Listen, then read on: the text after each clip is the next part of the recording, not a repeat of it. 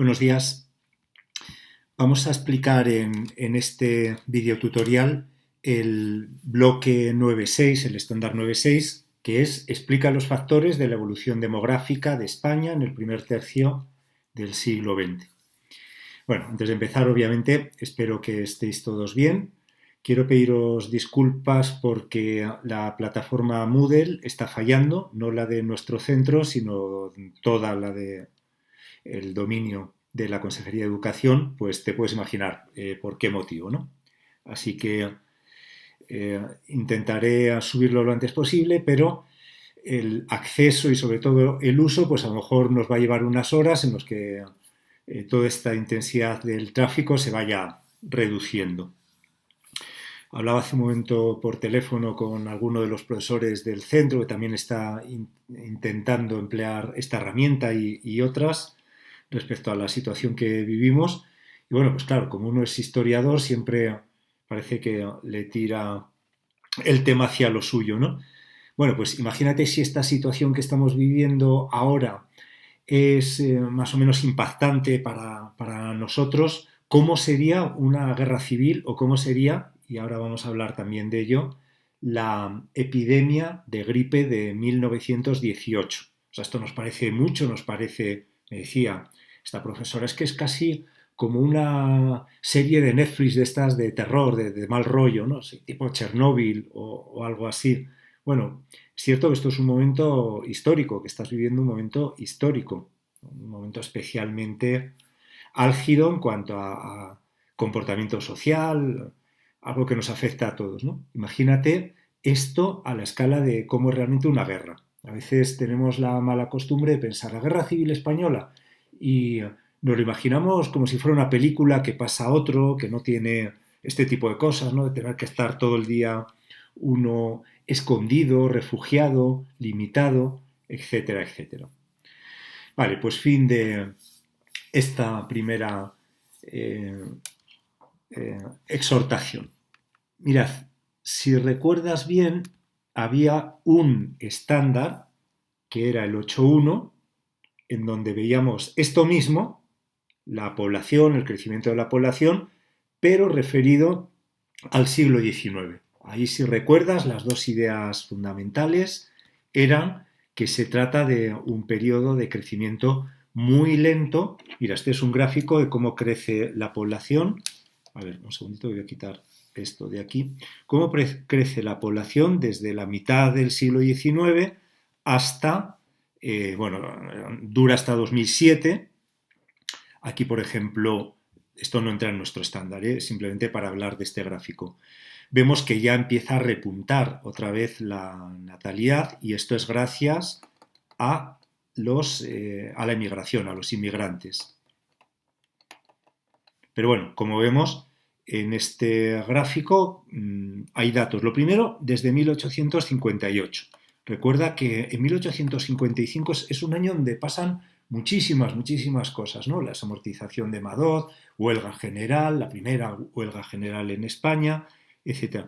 Pero la ley del ferrocarril, pero al mismo tiempo es el año en donde se está llevando a cabo, podríamos decir, la administración del Estado. Se está desarrollando la administración, es decir, empieza a haber un número suficiente de funcionarios que ya, por ejemplo, pues pueden anotar cuántas personas nacen, mueren, etc. Hasta entonces, los datos son pura hipótesis y se sabe realmente de forma fidedigna cuántos habitantes había.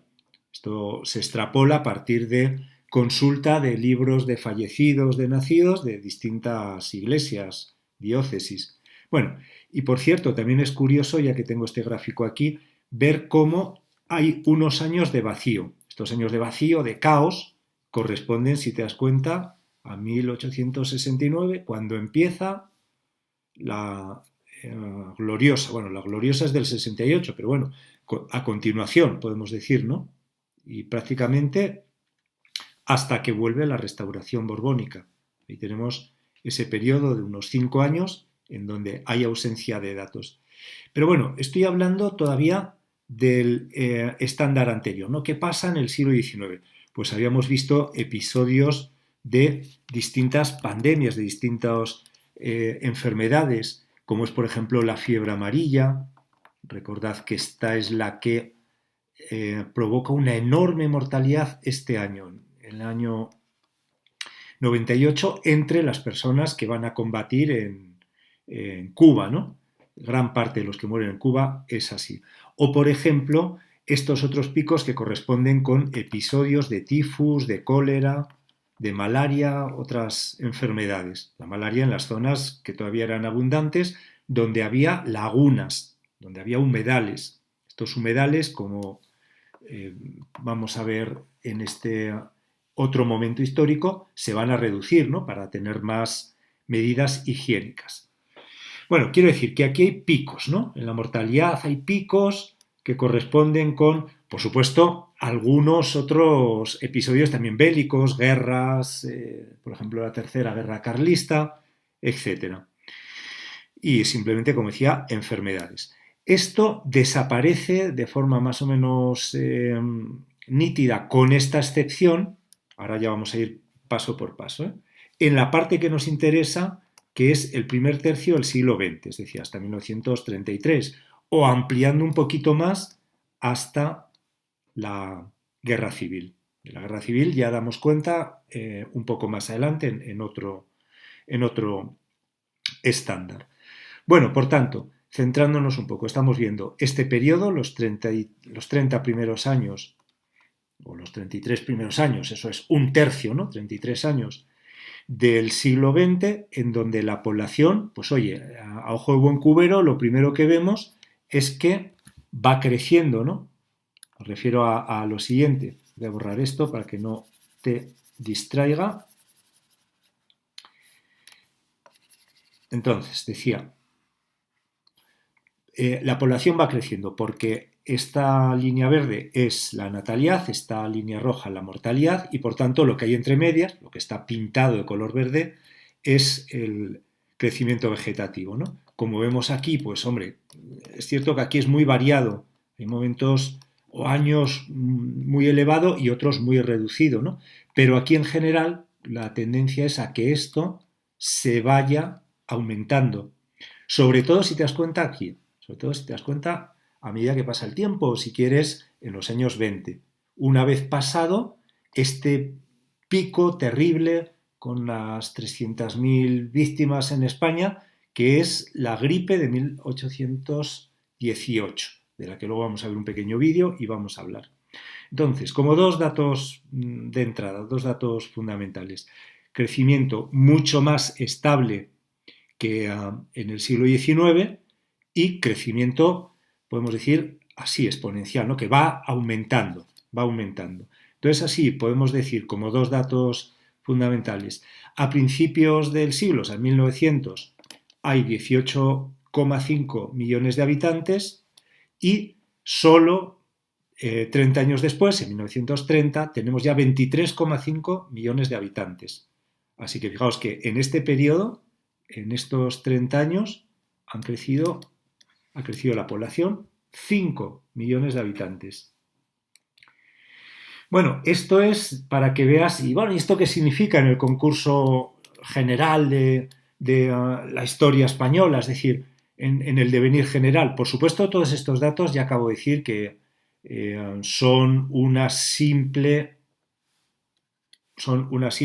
proyección, ¿eh? No se puede estar seguro de... En 1594 más o menos se cree que había en torno a unos 9 millones de habitantes. Pero bueno, como ves, aquí son datos muy intuitivos.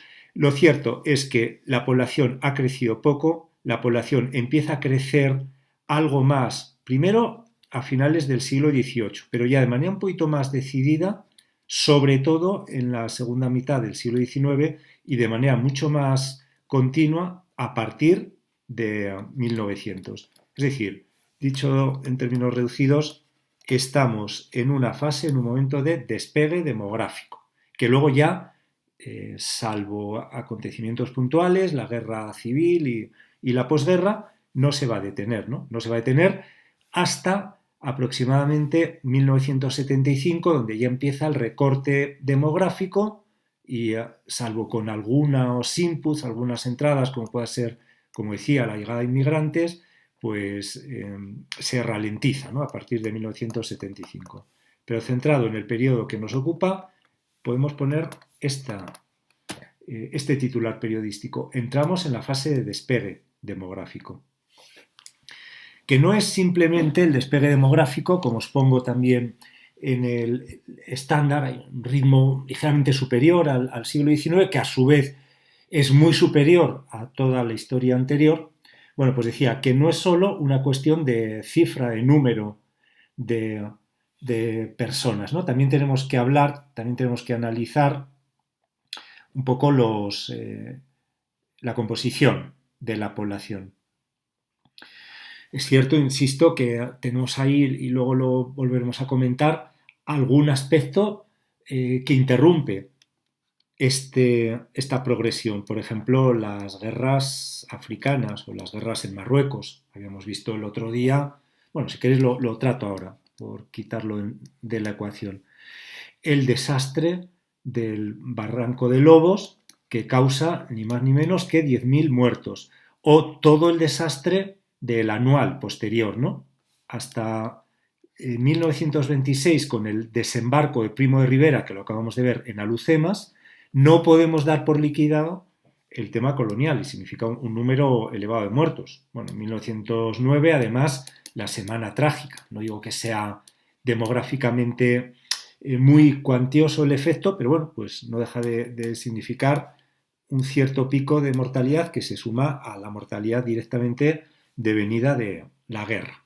Pues tenemos Marruecos y 1918, pero fuera de esos dos episodios, el crecimiento demográfico se va a ir incrementando gracias sobre todo a los progresos que va a haber en alimentación. Desaparecen ya las catástrofes agrarias, es decir, años en donde hay mala o nula cosecha, o mejora muchísimo la sanidad. Recordad que decíamos, en el siglo XIX la inmensa mayoría de la población no puede ir al médico, no se lo puede costear, está fuera del sistema sanitario, no tiene medicinas químicas, lo que tiene pues son medicinas naturales que le puede dar una persona que supuestamente es un boticario, alguien que con algunas hierbas te prepara un remedio que vete a saber si te cura, ¿no? A lo mejor hasta con un poco de suerte te alivia o te cura. Bueno, pues sanidad, ahora empieza ya poquito a poco a difundirse la sanidad. Recordad que habíamos visto la Comisión de Reformas Sociales como un organismo del Estado. Esto lo veíamos cuando hablábamos de la condición de los obreros, los partidos obreristas, etc. Esta Comisión de Reformas Sociales es simplemente informativa, pero gracias a ella el gobierno empieza a tener una visión un poco más realista de cómo es las condiciones de vida reales de la gran masa obrera. Bueno, pues poco a poco va existiendo mayor acceso a una verdadera sanidad. Y luego ya pues hay cosas que han desaparecido. Por ejemplo, la viruela, la vacuna Jenner se generaliza, más que nada para evitar contagio de cualquier habitante a los más privilegiados, ¿no? Aunque solo sea por eso, ya existe una generalización en el caso de las vacunas. Y luego es muy importante también la progresión de la higiene.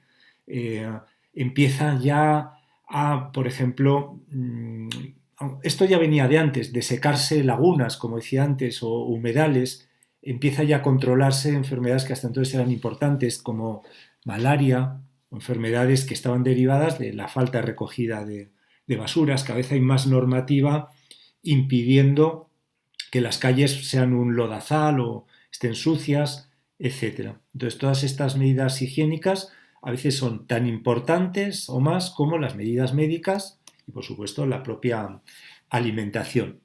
Además es que ya existe el ferrocarril como algo, podemos decir, más estable. No es que sea muy numerosa la red ferroviaria española, pero hace que si en un sitio hay escasez de un producto, pueda venir de otro. Por tanto, desaparecen los problemas de abastecimiento. Ya todas las ciudades empiezan a tener alcantarillas, aguas corrientes, depuración de aguas, otras obras públicas, ¿no?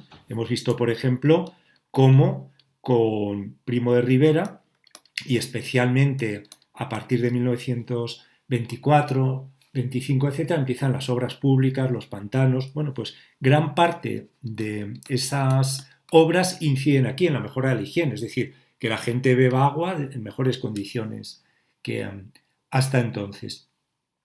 Bueno, pues insisto, desaparecen estos 25.000 muertos que en general tiene, en general quiero decir, en el conjunto del problema tiene la guerra de Marruecos y por tanto, gracias a estas otras medidas de mejora, pues aumenta notablemente el crecimiento demográfico y la esperanza de vida.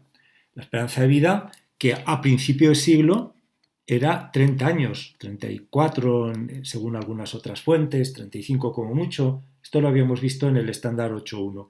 Es decir, no hay muchísima diferencia entre lo que puede esperar a vivir una persona del siglo, por ejemplo, XV a una persona del siglo XIX. En esos 400 años apenas sí ha aumentado la esperanza de vida. Y en cambio, en 30 años la esperanza de vida crece 20.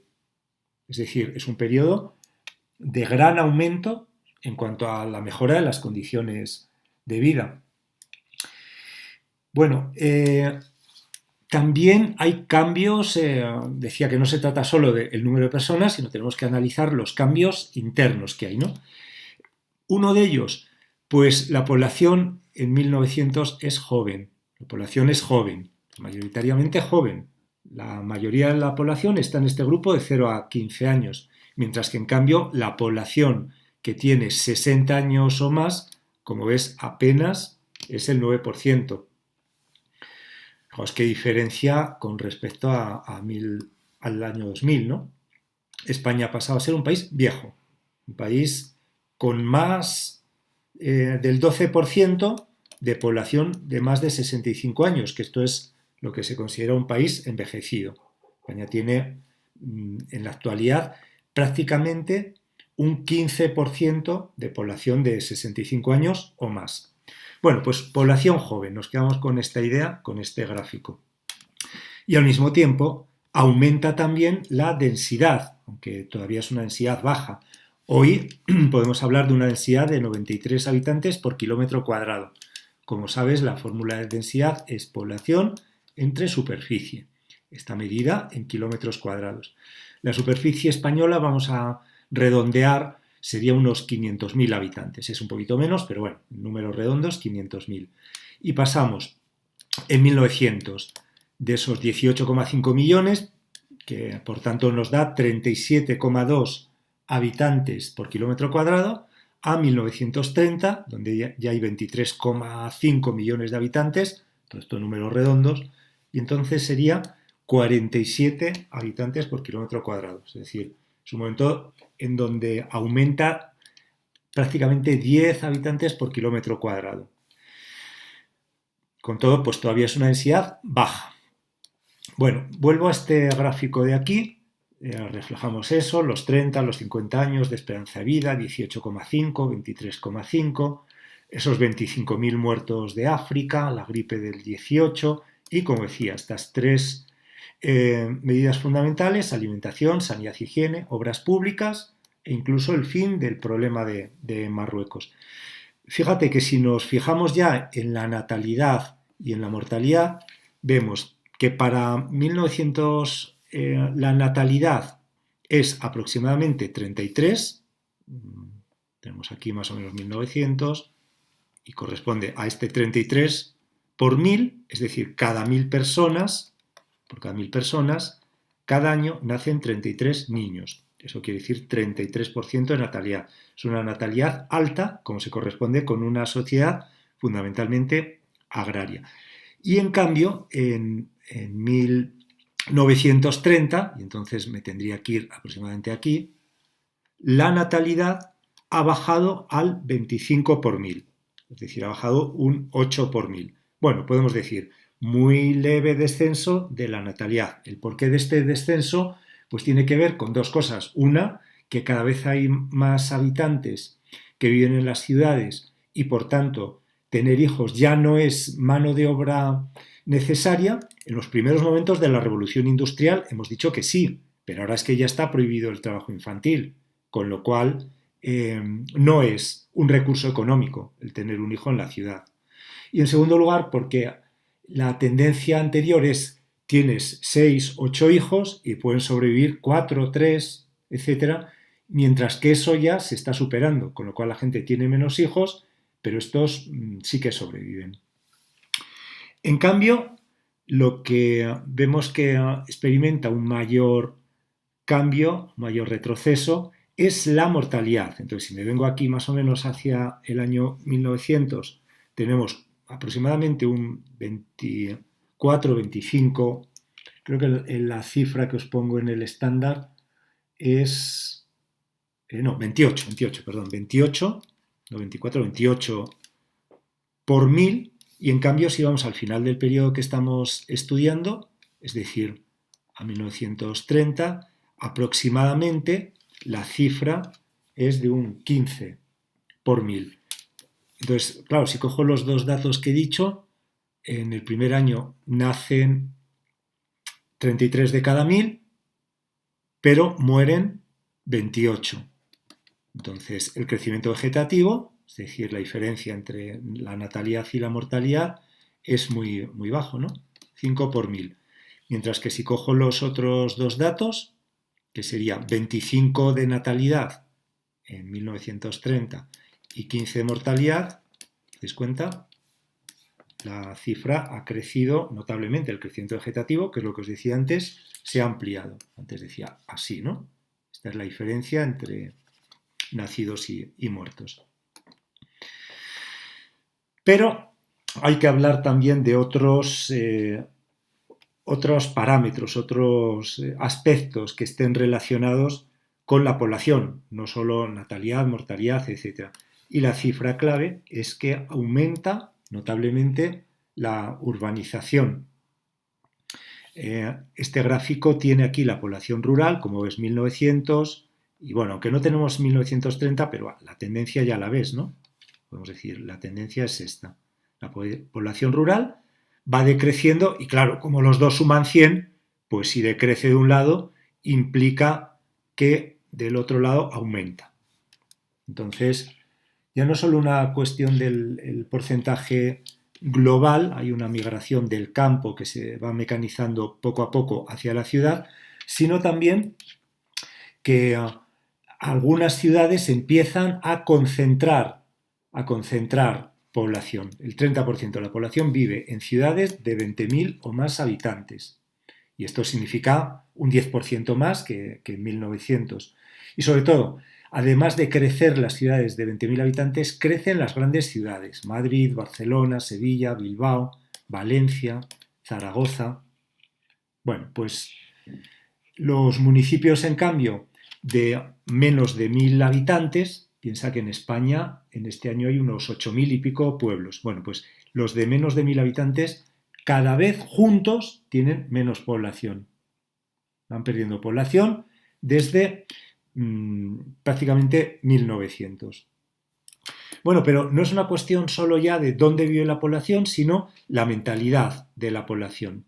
Y aquí en el estándar os hablo de algo que, bueno, seguramente en muchos libros de historia no se le otorgue suficiente relevancia, pero claro que sí que la tiene, porque no es solo que se vive en las ciudades, sino lo que pasa en las ciudades respecto a la generación de la mentalidad.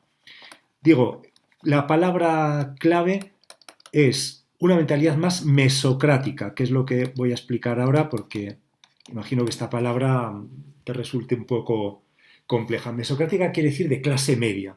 La clase media son esas personas que ya no son proletarias, que ya no son obreros, que están viviendo prácticamente para asegurar el día a día, o sea, para llegar a final de semana, están sobreviviendo, sino personas que tienen cierta aspiración a una calidad de vida. Personas que quieren tener, claro, ya a partir de 1900 existe el automóvil, ¿no? El coche. Entonces quieren tener coche, quieren ir de picnic. Esto todo llega a través de Estados Unidos y llega a través fundamentalmente del cine. Hablo de Star System. Star System es un sistema de distribución del cine que sobre todo tiene lugar después de la Primera Guerra Mundial. Hasta la Primera Guerra Mundial la mayor parte del cine procede de Italia. Es un cine pues, que no cuestiona las ideas vigentes, podemos decir, no es un cine mesocrático, ¿no? No es un cine de clase media. Sin embargo, en Estados Unidos, después de la Primera Guerra Mundial, como Italia está arruinada, florece la industria de Hollywood. Y esto que digo, florece la industria de Hollywood, no es un pourparlers. O sea, la mayor empresa de 1920 es Hollywood. La que crea más riqueza, la mayor industria de todo el mundo es la de Hollywood. Porque empieza un sistema de distribución que llega hasta el último rincón del mundo, por lo menos del mundo occidental. El cine, como sabes, se ha creado en 1896 por parte de los hermanos Lumière, y si quieres mete también ahí en el paquete a Edison, pero bueno, quiero decir que hasta entonces no tenía gran relevancia. Ahora, después de la Primera Guerra Mundial, pasa a ser el espectáculo de masas en las ciudades, en el campo obviamente no llega, ¿no? Este sistema de distribución, al que he llamado Star System, está basado en mitificar las actrices y los actores de Hollywood, en crear alrededor de esas personas todo un halo, no sé cómo decir, de ser atractivo, de resultar atractivo, un halo un poco de misterio, de aspiración a vivir como ellos. Entonces, consiste en que cogen algunas estrellas y sistemáticamente las potencian. ¿Cómo? Pues, por ejemplo, tú coges el norte de Castilla en 1920 y te encontrarás decenas de páginas hablando de, por ejemplo, esta es una de las grandes actrices de la época, Mary Pickford, de la que se inventaba toda una vida privada. Es decir, sería algo parecido a Lola, al Semana, a estas revistas en donde se da tanto bombo a la vida particular de personas. Lo que pasa es que aquí centrado no en aristócratas o en otro tipo de figuras, sino específicamente en actores y actrices, a los que se inventa romances falsos, simplemente para que tenga más atractivo, y a los que se proyecta no solo en el cine, sino a través de la prensa. Con lo cual, yo qué sé, las noticias que uno puede leer es Mary Pickford en su gira a Gran Bretaña y te aparece una señora, bueno, esta señora, Mary Pickford, y al lado 200 baúles, como diciendo, parte del equipaje que la actriz llevará a Europa. Hay toda una mitificación a partir de estas estrellas del cine. Pero es que es un espectáculo, el cinematográfico, que es diario, es decir, bueno, esto de aquí es el Campo Grande y este es uno de los primeros cines que se abrió en Valladolid, justo ahí, en el Campo Grande, ¿no? En el lugar más asociado al ocio, podemos decir. Bueno, pues decía, la gente va a este o a otros cines, en esta época se abren el Zorrilla, gran parte del Roxy, gran parte de los cines actuales vallisoletanos, el de la calle Mantería, etcétera. Pues decía que la gente va al cine porque el sistema de distribución consiste en una película fragmentada en a veces hasta 15 episodios. Entonces tú tenías que ir 15 días seguidos porque aquí veías 8 minutos, aquí 7, aquí 10 y lo interrumpían. Claro, para que el espectáculo durase más, se emitía varias series, a veces en paralelo, o todavía más frecuente, documental. Con lo cual la gente empieza a saber de primera mano lo que está pasando por el mundo y empieza a ver documentales de familias norteamericanas haciendo un picnic. Y claro, yo también quiero este nivel de vida mesocrático, ¿no? O empieza a ver, pues aquí lo puedes ver, ¿no? Algunos cánones en el vestir, en los comportamientos amorosos, etcétera, muy distintos a la sociedad conservadora anterior. Entonces, las mujeres en el cine Hollywood se cortan el pelo a lo garzón, fuman, beben, conducen coches, juegan al tenis, que es como se llamaba entonces, etcétera. Entonces, todo esto significa en las ciudades un gran cambio de mentalidad. Si no, resultaría muy difícil explicarnos por qué en 1900 Valladolid, por ejemplo, es una ciudad totalmente monárquica, conservadora, etcétera, y en 1931 ganan los partidos republicanos las elecciones municipales, esas elecciones que, si recuerdas, se convocan una vez que Primo de Rivera dimite y Alfonso XII intenta poner otros generales, como es el caso de Aznar o Berenguer, para hacer alguna transición, ¿no?, hacia un sistema democrático. Las primeras elecciones que convoca, que son las municipales, dan al traste con el sistema monárquico, porque en las grandes ciudades ganan, sin ninguna excepción, los partidos republicanos. ¿Por qué? Bien, sí, el rey está desprestigiado, Primo está desprestigiado, recuerda el affair de la caoba, etcétera, etcétera, pero es que la gente también empieza a tener una mentalidad mucho menos conservadora, es decir, viste y actúa de una manera muy distinta a antes. Y esto tiene que ver con el repunte, como decía hace un momento, de la urbanización. Cada vez hay más personas viviendo en la ciudad. Y luego, pues ya no se trata solo de la ciudad, los nuevos medios de transporte como el tranvía, etcétera, sino que también las ciudades empiezan a tener más área de influencia. Imagínate que esto es una ciudad como por ejemplo Barcelona o Madrid. Bueno, pues hay mucha gente que vive en las proximidades de la ciudad para ir a trabajar a ella, lo que llamaríamos en nuestros días ciudades dormitorio. A este área, a este espacio de influencia de una ciudad sobre el medio, la superficie más próxima, es a lo que se denomina el hinterland, área de influencia. Es decir, que ya no solo es la gente que vive en las ciudades, sino mucha gente que vive alrededor, pero que tiene acceso a las ciudades. Tiene acceso a los bienes que se ofrecen en estas ciudades y a las formas de ocio que hay en estas ciudades. Por cierto, no lo he explicado del todo y tampoco es lo más importante, pero en este cine, además de esto, documentales, películas, etcétera, también se hacían números de tipo función en directo, un payaso, un mago, en el Teatro Pradera, que es como se llama este cine, porque el empresario era Víctor Pradera. Bueno, pues en el Teatro Pradera se llega a lidiar en un descanso entre parte y parte, una vaquilla, para que os deis cuenta de cómo es este espectáculo muy de tipo popular, pero que al mismo tiempo cambia muchas de las mentalidades preexistentes. Bueno, pues decía, este hinterland, este espacio de influencia, se da sobre todo en Barcelona y sus alrededores, en Sagunto, donde hay una potente industria siderúrgica, y Valencia, es decir, alrededor de Valencia, o en esta especie de eje continuo que se da entre Sevilla, Cádiz, Jerez de la Frontera, Málaga, etc. Por tanto, hay un gran cambio económico, de mentalidad, poblacional en todo este periodo. Este gráfico de aquí, ¿qué significa? Bueno, pues lo primero, Madrid es un centro de atracción y por tanto habitantes de las dos Castillas, de Extremadura, incluso de Andalucía, van a vivir a Madrid y gran parte de la población se traslada emigra hacia puntos como es el caso de Vizcaya, el caso de Barcelona, el caso de, en general, la costa levantina, pero fundamentalmente Valencia, a menor escala Sevilla, etc. En general, Castilla y León, y hasta las dos Castillas, podemos decir, pierden población, pierden dinamismo. La población cada vez se concentra más en la costa, o en determinados puntos de la costa, sería mejor decir. Bueno, por tanto, podemos hablar de esta palabra, disimetría, descompensación, querría decir. Disimetría. Cada vez la población se concentra más en determinados puntos y en cambio en otros, quitando Madrid en el interior, cada vez la densidad de población es menor. Se estanca en toda la meseta. Bueno,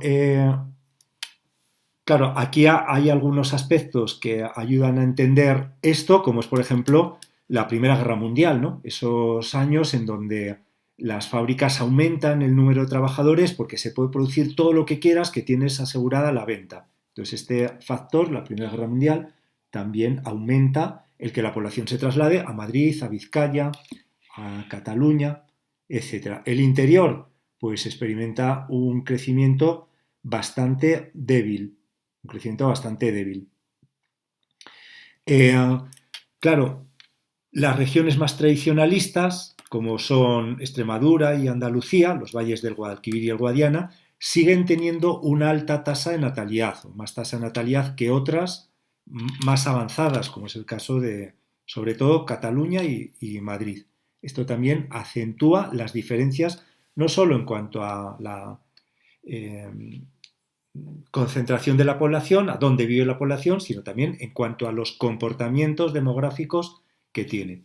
Con todo, estamos hablando todavía de una sociedad rural, básicamente rural, mayoritariamente rural. El sector primario es el 45% en 1930, mientras que el sector terciario, es decir, médicos, abogados, el sector servicios, apenas tiene un 28% de población.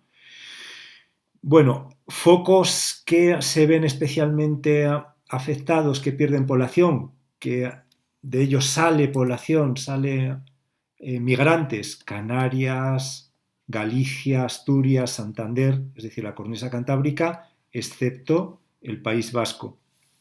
Pero también hay un porcentaje muy importante de población que va a ultramar, es decir, que migra fuera de España. En el último tercio del siglo XIX, casi 1 millón. Bueno, pues ahora hay 3 millones de personas que cruzan el océano. Fundamentalmente varones, con lo cual la composición demográfica queda descompensada. Hay muchas mujeres solteras y también población que se traslada dentro de Europa y especialmente que se traslada a Francia. Vale, para terminar, vamos a ver algo que yo creo que merece la pena, es breve, son apenas 5 minutos, que es una síntesis, un vídeo sobre la gripe, iba a decir peste, la gripe de 1818. Iba a decir peste, lógicamente, porque es un episodio enormemente importante, con 300.000 fallecidos, etcétera. Fíjate sobre todo en que no se trata de una gripe española, sino que la clave, el por qué se le pone el nombre de gripe española es, la gripe se ha producido producto de la Primera Guerra Mundial, perdona la redundancia, producido y producto. La gripe se ha originado producto de la Primera Guerra Mundial, producto de un momento en donde hay ausencia de suficientes alimentos, condiciones higiénicas, lógicamente, de los combatientes pues no adecuadas, etcétera. Lo que pasa es que en una guerra, esto creo que lo decía Winston Churchill, la primera víctima es la verdad. O sea, cuando hay una guerra, lo primero que cesa es la información real y se cambia por propaganda. Todo nos va bien, para no desalentar a los combatientes o a la población civil. Bueno, pues aquí no se habla en los periódicos ingleses, franceses, alemanes, etcétera, de la gripe. En el único país donde realmente sí se habla es en España, que no participa de esta gripe. Entonces, rápido le vino esta etiqueta de la gripe española, como si solo estuviera pasando en España. En absoluto, en España tuvo una incidencia brutal, 300.000 muertos. Podemos decir que es casi tanto como los fallecidos en la Guerra Civil Española. Y además esto mucho más concentrado en el tiempo. Bueno, vamos a ver este vídeo, decía, y terminamos con esto el tutorial.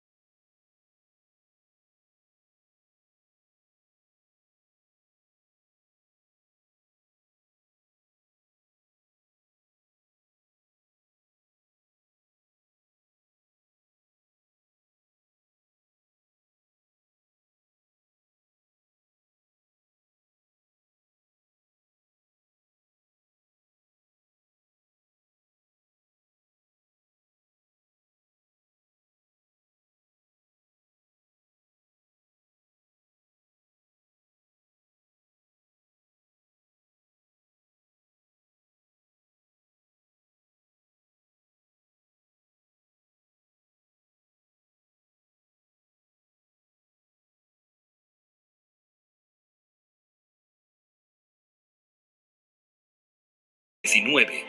Y es que la enfermedad terminó por sí sola. En verano de 1920 el virus había desaparecido. Mientras que le ganó la batalla a los más débiles, el resto quedó inmunizado.